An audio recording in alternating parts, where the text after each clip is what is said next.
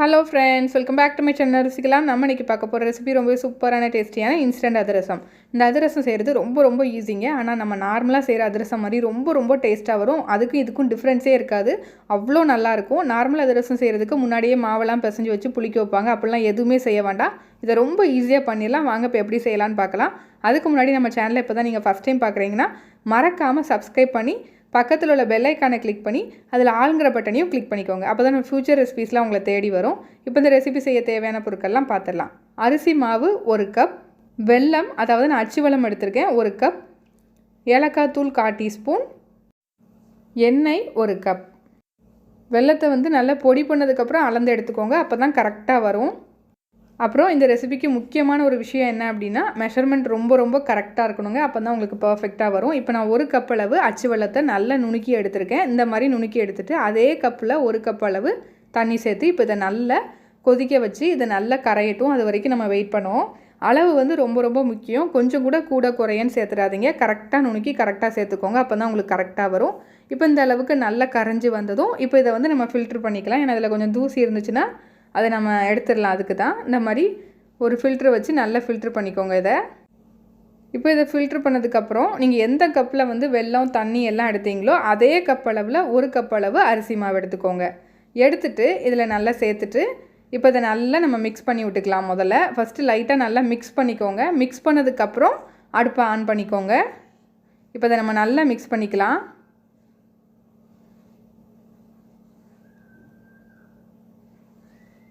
ஓரளவுக்கு இந்த மாதிரி கலந்து விட்டதுக்கப்புறம் இப்போ ஃப்ளேமை ஆன் பண்ணி லோ ஃப்ளேமில் வச்சுக்கோங்க. ஹை ஃப்ளேமில் வச்சிட வேண்டாம். லோ ஃப்ளேம்லேயே வச்சு பண்ணுங்கள்.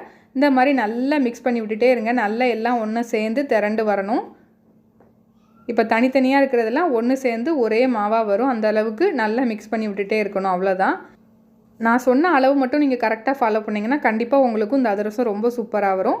இப்போ நீ மிக்ஸ் பண்ணிக்கிட்டே இருக்கும்போது இதுக்கு மேலே கொஞ்சமாக ஏலக்காய் தூள் சேர்த்துக்கலாம். சேர்த்துட்டு இப்போ இதை மறுபடியும் நல்லா மிக்ஸ் பண்ணி விட்டுக்கோங்க.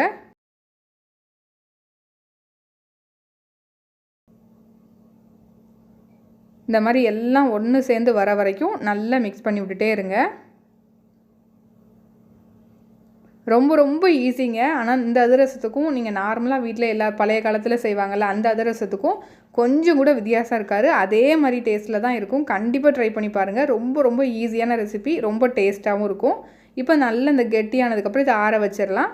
இப்போ பார்த்திங்கன்னா கொஞ்சம் நல்லா ஆறிடுச்சு. இப்போ ஆறினதுக்கப்புறம் இதில் ஒரு 2 டீஸ்பூன் அளவுக்கு இதில் நெய் சேர்த்துக்கலாம். உங்கள்கிட்ட நெய் இல்லை அப்படின்னா அதுக்கு பதிலாக நீங்கள் ஆயிலும் சேர்த்துக்கலாம். ஒரு 2 டீஸ்பூன் அளவுக்கு சேர்த்துக்கோங்க. சேர்த்துட்டு இப்போ இதை நல்லா பிசைஞ்சிக்கலாம் ஒரு வாட்டி. ஃபஸ்ட்டு கையில் மாவு ஒட்டுற மாதிரி தான் இருக்கும். ஆனால் உங்களுக்கு பிசைய உங்களுக்கு நல்லா வந்துடும். சூப்பராக பர்ஃபெக்டாக இந்த அதிரசம் வரும். உங்களுக்கு நல்லா பிசைஞ்சு எடுத்துக்கலாம். இப்போ இதை கொஞ்சம் நல்லா ஆறுனதுக்கப்புறம் பிசைங்க. அப்போ தான் உங்களுக்கு கரெக்டாக வரும். பாருங்கள், இப்போ கரெக்டாக மாவு ரெடியாக இருக்குது.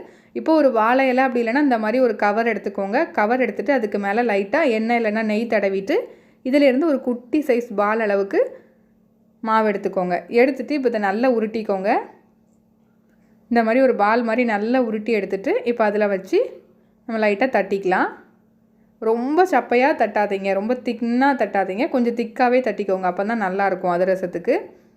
பார்த்திங்களா, இந்த மாதிரி தட்டிட்டு உங்களோட சுண்டு விரலை வச்சு நடுமத்தியில் ஒரு ஓட்டை வச்சுக்கோங்க. அப்போனா உங்களுக்கு கரெக்டாக இருக்கும். இல்லை உங்களுக்கு ஓட்டை போட வேண்டாம், அப்படியே இருந்து பொரிச்சு எடுத்தாலும் ஓகே தான். அப்படின்னா அப்படியே கூட நீங்கள் ஃப்ரை பண்ணிக்கலாம். பாருங்கள் எவ்வளோ சூப்பராக இருக்குன்னு. இந்த மாதிரி கன்சிஸ்டன்சியில் இருக்கணும். இதுதான் கரெக்டான கன்சிஸ்டன்சி. இப்போ நம்ம பொரிச்சு எடுத்துடலாம். இப்போ ஆயில் நல்லா ஹீட் பண்ணிவிட்டு ஃப்ளேமை மீடியம் ஃப்ளேமை விட கொஞ்சம் கம்மியாகவே வச்சுக்கோங்க. அப்போ தான் உங்களுக்கு உள்ள வரைக்கும் நல்லா வெந்து வரும். இப்போ இதை போட்டு நம்ம ஃப்ரை பண்ணிடலாம். அவ்வளோதான். இப்போ நமக்கு சூப்பரான ஈஸியான இன்ஸ்டன்ட் அதிரசம் ரெடி ஆகிட்டே இருக்குது. அடுத்ததும் போட்டுடலாம். மீடியம் ஃப்ளேமை விட கொஞ்சம் குறைவான தீயில் வச்சு ஃப்ரை பண்ணிக்கோங்க, மறந்துடாமல். அப்போனா தான் உங்களுக்கு உள்ள வரைக்கும் நல்லா வெந்து வரும். இப்போ ஒரு சைடு கொஞ்சம் நல்ல கோல்டன் ப்ரௌனாக வந்ததும் திருப்பி போட்டு மறு சைடும் நல்லா ஃப்ரை பண்ணி எடுத்துக்கலாம். ரொம்ப ஈஸி. டக்குன்னு செஞ்சு முடிச்சிடலாம் நினச்ச உடனே. அவ்வளோ ஈஸியான ஒரு இன்ஸ்டன்ட் அதிரசம் இது. அப்புறம் ஒரு முக்கியமான டிப்ஸ் உங்களுக்கு சொல்லித்தரேன். இந்த ரெசிப்பியில் நம்ம சொதப்புறதா இருந்தால் எதில் சொதப்புவோம் அப்படின்னா, இந்த வெல்லம் நல்லா பொடி பண்ணி சேர்க்குறோம்ல, அது கொஞ்சம் பெருசாக சேர்த்துட்டிங்கன்னா அந்த அளவு மாறிடும். அப்போ நீங்கள் கிண்டும் போதெல்லாம் உங்களுக்கு கரெக்டாக வந்துடும். நீங்கள் கடைசியாக அதை ஆற வச்சு நம்ம அந்த அதிரசம் ஷேப்புக்கு ரெடி பண்ணுறோம்ல, அப்போம்போது உங்களுக்கு கையில் வராது, ஒட்டிட்டு ஒரு மாதிரி நிற்கும். அப்படி வந்துருச்சு, சப்போஸ் நீங்கள் அப்படி பண்ணிட்டீங்க, என்ன பண்ணன்னு தெரியல அப்படின்னா, ஒரு 1/4 கப் அளவு அரிசி மாவு எடுத்துக்கோங்க.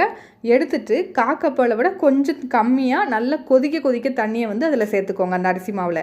அப்புறம் ஒரு கரண்டியை வச்சு மிக்ஸ் பண்ணிக்கோங்க. அந்த கொதிக்க தண்ணி சேர்த்துருக்கோம்ல, அதிலே அந்த அரிசி மாவு நல்லா வெந்துடும். நீங்கள் நல்லா மிக்ஸ் பண்ணிட்டீங்கன்னா இந்த அரிசி மாவு வந்து பதம் பார்த்திங்கன்னா உங்களுக்கு நல்ல கெட்டியாக சப்பாத்தி மாவு மாதிரி இருக்கும், நல்ல கெட்டியாக இருக்கும். அதுக்கப்புறம் அதை வந்து இந்த அதிரசம் மாவு ரெடி பண்ணி வச்சுருக்கோம்ல, அதோட சேர்த்து நல்லா மிக்ஸ் பண்ணிடுங்க. கொஞ்சம் கூட தனித்தனியாக தெரியக்கூடாது, அந்த அளவுக்கு நல்லா மிக்ஸ் பண்ணிட்டீங்க அப்படின்னா உங்களுக்கு அதிரச மாவு நல்ல கெட்டியாக சூப்பராக ரெடி ஆகிடும். அதுக்கப்புறம் நீங்கள் வழக்கம் போல் செய்ய ஆரம்பிச்சிடலாம். பாருங்கள், நமக்கு சூப்பரான அதிரசம் ரெடி ஆகிடுச்சு. பாருங்கள் எவ்வளோ அழகாக இருக்குது, பார்க்குறதுக்கே எவ்வளோ நல்லா இருக்குது பாருங்கள். பார்க்கும்போதே சாப்பிட்ணுன்னு தோணுது, அவ்வளோ சூப்பராக நமக்கு வந்திருக்கு. இந்த நார்மல் அதிரசம் மாதிரியே தான் இருக்கும், கொஞ்சம் கூட டிஃப்ரென்ஸ் இருக்காது, அப்படியே இருக்கும். இதை நான் பிச்சு காமிக்கிறேன் பாருங்கள் எப்படி இருக்குன்னு. பாருங்கள், உள்ளே நல்ல சாஃப்டாகவும் வெளியில் வந்து ஒரு லேயர் மாதிரியும் வந்திருக்கு. நார்மல் அதிரசம் அப்படி தான் இருக்கும். கண்டிப்பாக ட்ரை பண்ணி பாருங்கள், ரொம்ப சூப்பரான ரெசிபி இது. இந்த ரெசிபி பிடிச்சிருந்துச்சுன்னா லைக் பண்ணி, ஷேர் பண்ணி, கமெண்ட் பண்ணிக்கோங்க. இதே மாதிரி இன்னொரு இன்ட்ரெஸ்டிங்கான ரெசிபியோட உங்களை மீட் பண்ணுறேன். அதுக்கு மறக்காமல் நம்ம சேனலை சப்ஸ்கிரைப் பண்ணிக்கோங்க. Thank you friends.